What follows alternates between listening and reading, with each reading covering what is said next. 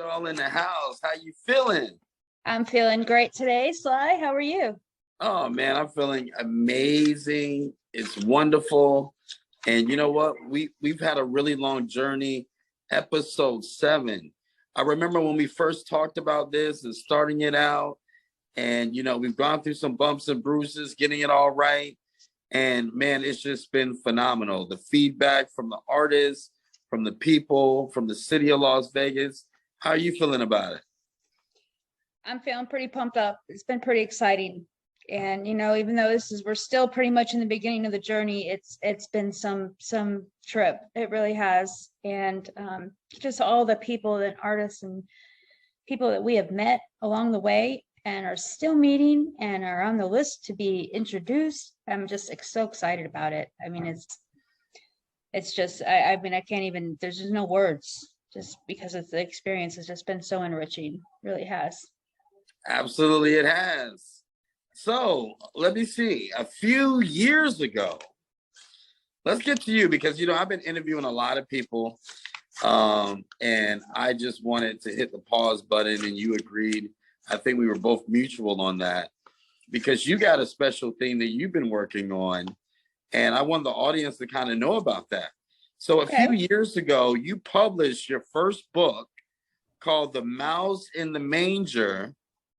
What inspired you to write this story? Tell me about this book. Tell the audience about it. Well, the story was inspired. Well, to go back, for many years as a music educator, and I had the opportunity to be a teaching artist in a number of schools and introduce little ones to the stage and performing. So from singing to acting and being able to do some creative storytelling, let the children write the story, guide them and direct them, and get their feet wet pretty much in performing. So it all started with a mouse. So this was always a really inexpensive way to give a child a little gift, a little treat that would make them happy, put a smile on their face. And balloons are something that I have never really grown out of. So I've always enjoyed them. Balloon sculpting is definitely something you have to practice and work at. Practice makes perfect. And you know what, Sly? I would like you to have this little balloon mouse. So I'm going to pass it through the camera to you. And in just a few seconds, you should see it kind of coming out the other end for you. Here, I'm pushing it through. Whoa! Oh. What? Oh my! What is this? So that is your very own mouse balloon. How did you? Wait a minute. How did you do that? It's magic. The magician never reveals their secrets of how these things happen. Jersey, though, I didn't know that you were a magician too. At times. Again, we keep. Well, I'd tell you one thing. You have definitely been magical. Tell me some more. Okay, so when we teach children, we try to disguise learning by making it fun. So Matthew the Mouse is created with teaching a virtue, teaching of helping others, teaching about you, even though you're small, you could be a child or may feel insignificant on the inside, you can still do big things. So everyone has a purpose and everyone has an opportunity to make a difference in their world and the world around us, even if they're from 5 to 55 or 95. So it doesn't matter what age you're at. We can still all be very, very instrumental and make a difference in our world. So The Mouse in the Manger is just in short, is a story of a field mouse who happened to live in the stable where baby Jesus was born. Wow. So on the night that baby Jesus was born, he tells a story as a mouse only can do. And some of the things that he did to make that night a little more special. And, the story's been told many, many times, and I just felt the urge to put it in print and make it available to the world. So I've published it a few years back on Amazon. However, the story was written, I had the platform, but I needed pictures. I needed someone to bring the Matthew to life. Wow. So that people could put a face to the story and actually, see the personality of Matthew. So it just so happened that I happened to meet and was visiting with a prison chaplain and his wife, and I told them the story of Matthew the Mouse. Well, in conversation, the chaplain said, well, I work in the prison and I happen to have someone that's an inmate who's a wonderful artist, a very talented artist. And they Wow. were Something. trying to do something useful with their time while they're in there. And, and boy, we have to thank the Lord for all the blessings we have, because, all of us make mistakes at one point in our life or another. We definitely do. This particular inmate was sentenced to 500 years. Oh my goodness. And if you grasp the time, 500 years, that span of time, 5 centuries, this man was sentenced to, is very excessive. This was for a non-violent crime. So, it was clearly, to someone that's facing that type of a sentence, it's like the end of the road. Where do I go from here? This is going to be my world for the rest of my natural life. So absolutely. For an inmate, to have purpose and to have a desire to be able to let God use them in a positive way in what seems like a most hopeless situation is so powerful. And we're also grateful. What I will mention, and I will share a little preview of the artwork after our interview, so people can just get a little glimpse of Matthew's face and kind of his personality. But this artist did and completed all of the artwork without any writing instruments. He used items and things that he could find. Being in a maximum security prison, of course, pencils and pens become weapons. So he had to be resourceful. Yes. So whatever he could find, he brought the story to life in living color. And it has so far, everyone who's received the book and seen the book and ordered the book has fallen in love with this character and the illustration. So I'm honored to be part of that process and be able to spread his talent to the world and be able to share that with him. And he's leaving behind a legacy for his children and his grandchildren whom he's never seen or met. So, this is something that he's able to still leave for them as a gift and a legacy. And just, there's going to be some continuation to the story. So I'm excited because, Matt, this is only the beginning. This is only the beginning. Yes. There's a lot more coming. Yes. The pipeline. Now, speaking of the pipeline, because I know only the beginning sounds so great, it keeps us in suspense, my little magician. But what are some other projects that you're working on right now? Can you be a little bit more detailed for us? Well, the highlight is this show called Mental Margarita. Sounds like a good idea.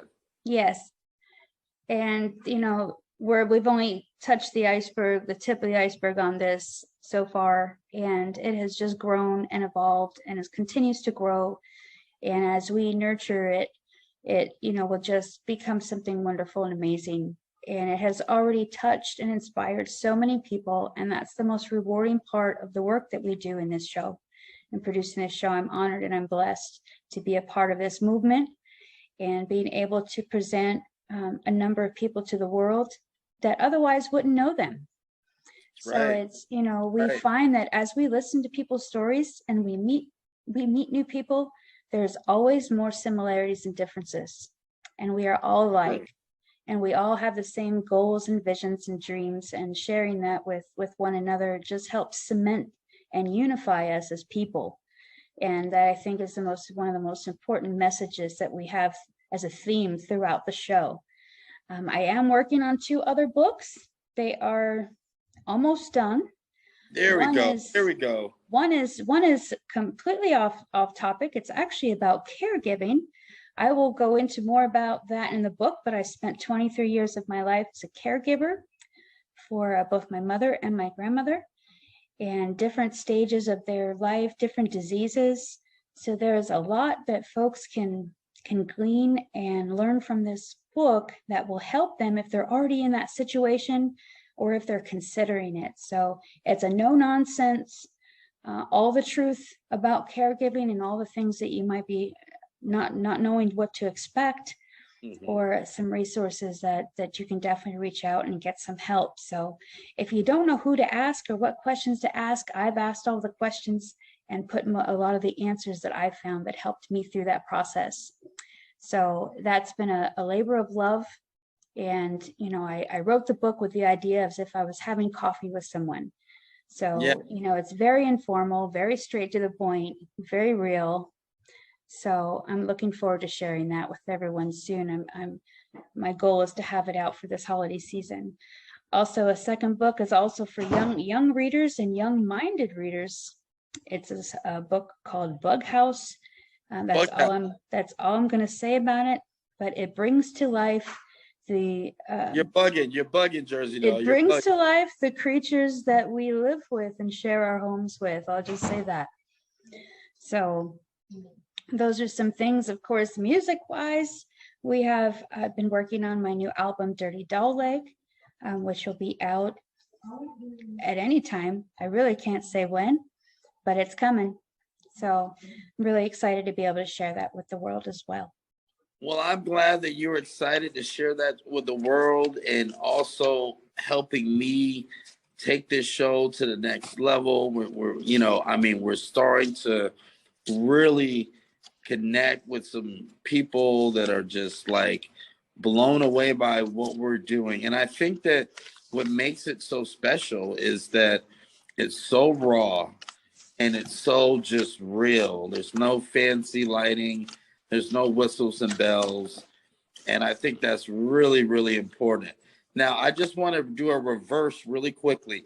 How does the audience get a copy of The Mouse in the Manger? If you can just reiterate it. I know that you said it earlier. I just wanted them to know it. Holiday season is coming up. Christmas is coming up. So, you guys need to order this book. I think it's going to be fantastic. And just with that story that you told, I mean, about the illustrator, it's remarkable, and we need to support this kind of stuff. Yes, and we can help our world around us in so many ways. You can find the book on Amazon. You search The Mouse in the Manger by Jersey Doll, illustrated by Doodad. That's the artist's name. And we also will be offering it on threadcount.xyz. So our website, threadcount.xyz, you can find the book. Now on our website, you'll be able to order an autograph copy. So that'll be an option for you as well.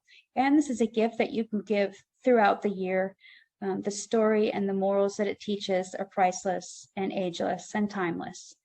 So as we settle into thinking about fall and the cooler weather, folks, if you've got extra blankets or coats, give them away, because there are people that are sleeping outside. And this is a great time for us to be able to give something of ourselves to help make someone else's life a little more comfortable. So thank you for allowing me this opportunity to talk about the book and its message and the story behind it. Absolutely. You listen, come on now, Jersey. You got a VIP seat here. This is the Mental Margarita Show. We're shaking the world, baby. That's right. I'm so excited. And I think the real reason why I'm excited is because I've always wanted to really ask you this question, even though that we are the creators of this show. What is your mental margarita? Well, I have a few. So, the first one is probably spending time with the ones I love. Music, whether I'm listening or I'm playing, it's going to bring me joy and peace and happiness. I love being outside. Ever since I was a kid, I love being outdoors. I love the fresh air, running around. Doesn't matter what I'm doing. And reading and writing. So, all those different things that we do to keep us in a good space, transport us to where it is we need to go to feel better, to, for our own therapy, to help us through things. So, there's always more than one. So we just have to find out what that is and do it. And, whenever you need to, go make that your go-to. Well, you know what? I tell you this. I know a go-to for everybody that's watching. And if this is your first time watching this show, every Sunday, 2:35 a.m. on the CW network. It's going to be absolutely fantastic. We thank you so much, Jersey Doll, for everything that you do and the contribution that you put into the show. And thank you for my mousy. Oh, you're welcome. Enjoy. Yeah, have a good Thank you one. for having me. Let's shake the world. All right. Bye-bye.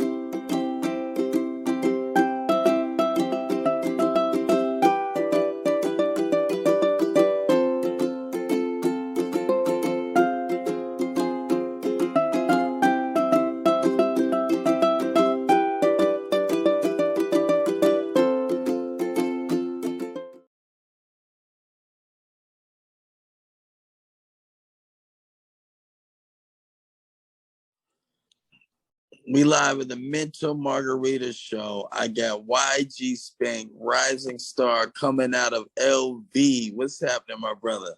What's up, brother? What's going on, world? Well, you know what's Phil, going on. I'm just, full of positive vibes, good energy. I can feel it, man. I can feel the energy.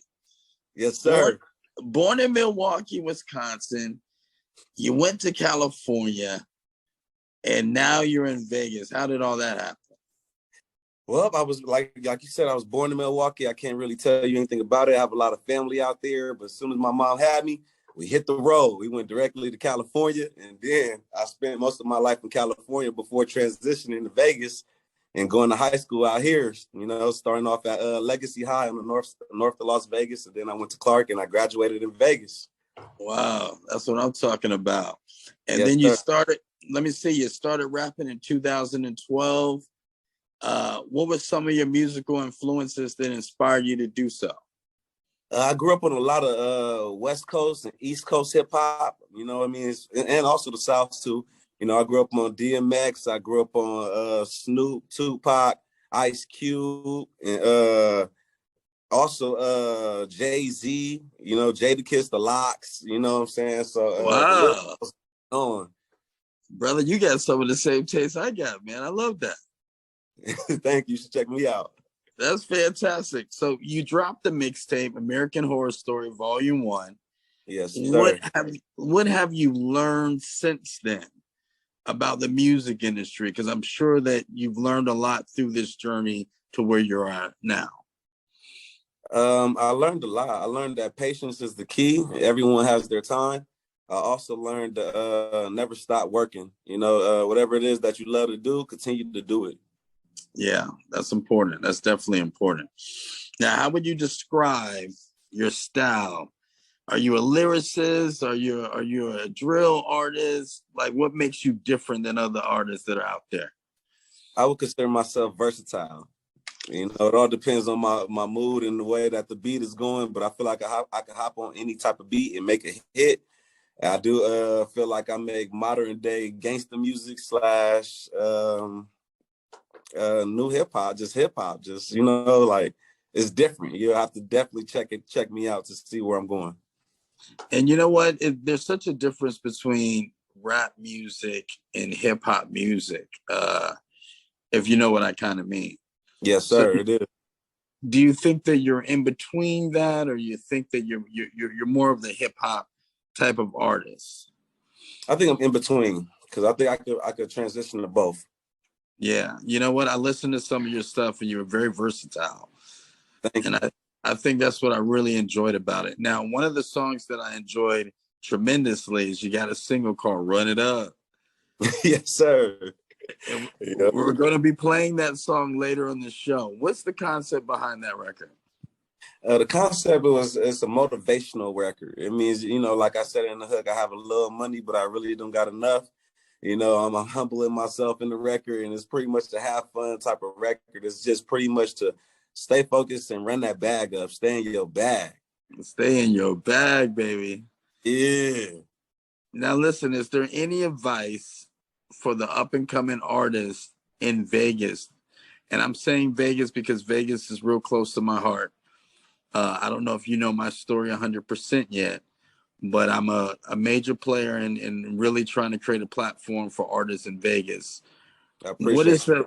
Yeah, absolutely. What's the advice that you can give up and coming artists, especially in Vegas, trying to be discovered and bring the city up? Stay focused. Don't listen to the negative vibes or the negative things that you hear about yourself. Stay positive. You know what I mean? And don't stop working. Consistency is the key. Consistency. That's so true. That's definitely true. And I've been seeing on a lot of blogs and different things on social media. There's a lot of bickering going on in Vegas right now. Yeah, and I think if we just come together and have unity, man, it'll make things a lot easier. Definitely. Absolutely. Now, is there any other projects that we need to be looking out for? Yes, sir. I'm actually working on my album called Dirty 30. You guys stay tuned for that. Where's it go? Yeah, Dirty 30. I like it. That's dope. Yeah, man. Go check out my new project. Well, not too fairly new, but I just dropped this new single off of my project called In a Minute, off of CCDC. Is based off the CCDC Clark County system. So go check that out. I don't want to see that system anymore. No, me neither. I want to get that out of my system. Yeah, listen to that mixtape kind of take you back there, so yeah. Okay, that's taking you back. It ain't bringing you. It ain't now. The present time. No, it's taking you back in the days. All right. Well, how can the audience follow you? YG Spank. You can look me up at any major platform, any social media site. You can even Google me. YG Spank. YG Spank. And YG Spank is spanking the competition. I want to thank you for being on the Mental Margarita Show. It was an absolute pleasure. Thank you, Sly. All right. You take care, my brother. Vegas, smoke up. Let's get it.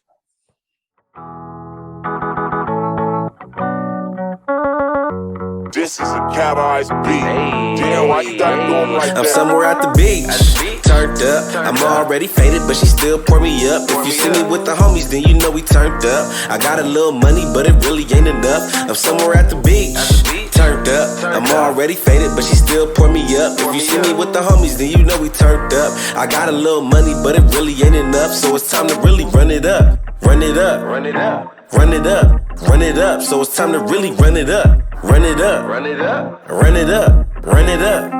Hey, hey. Run it up.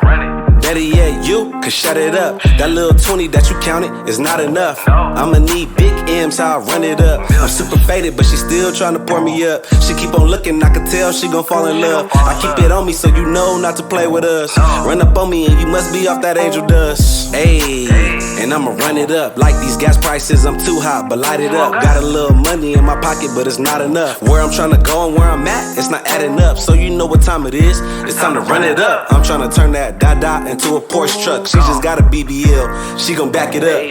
I'm something like a Tesla, how I'm somewhere at the beach, turned up. I'm already faded, but she...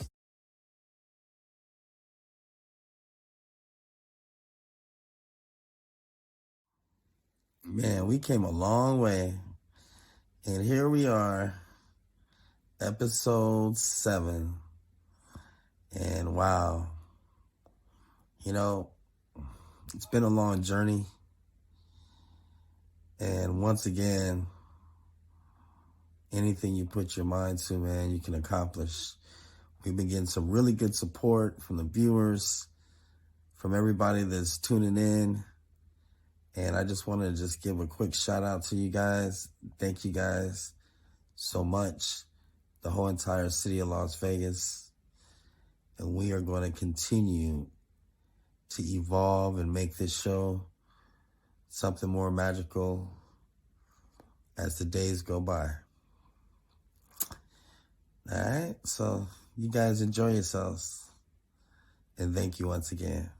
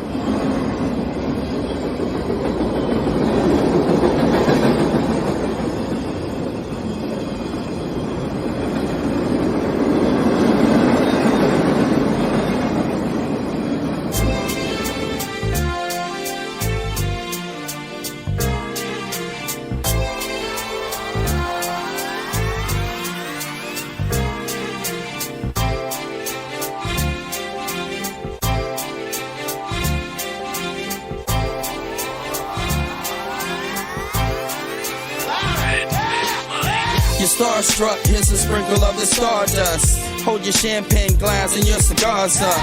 See the guys with mob ties drive the cars up. Bright lights, most nights they buy the bars up. Candy coated Chevy cars on the highway. It's Frankie baby, it's on and this is my way. Dean Martin at the Sands this Friday. With Sammy Davis, here's a little hint where I stay.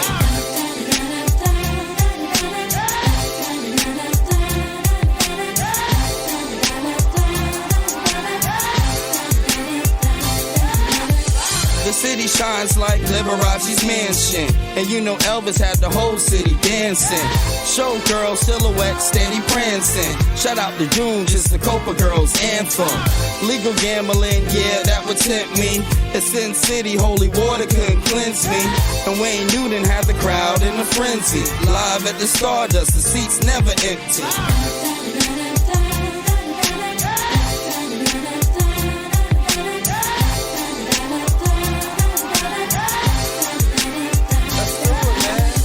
Now if you having a good time in Las Vegas, at the count of 3, I want to hear you scream, Viva Las Vegas. Ready? 1, 2, 3. Viva Las Vegas! And Main Street was the official local beer stop. Enough slot machine noise to make your ears pop. The cigarette girls walking souvenir shops, while Red Fox had them laughing till the tears drop. Before Steve got a win at the right time, Sig and Roy had a long circus lifeline. Now the strip's got a lot of neon light signs. Would you agree there's not another city like mine?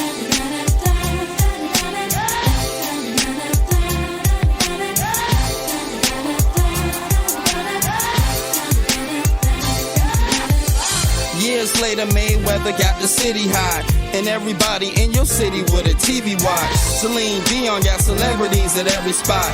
Boys the Man even got Jenny on the block. Now here's a culture shock, the desert's got a hockey scene. Golden Knights, yeah, the #1 hockey team. And we even got the Raiders repping Vegas now. So get the champagne, it's time to bring the waiters out.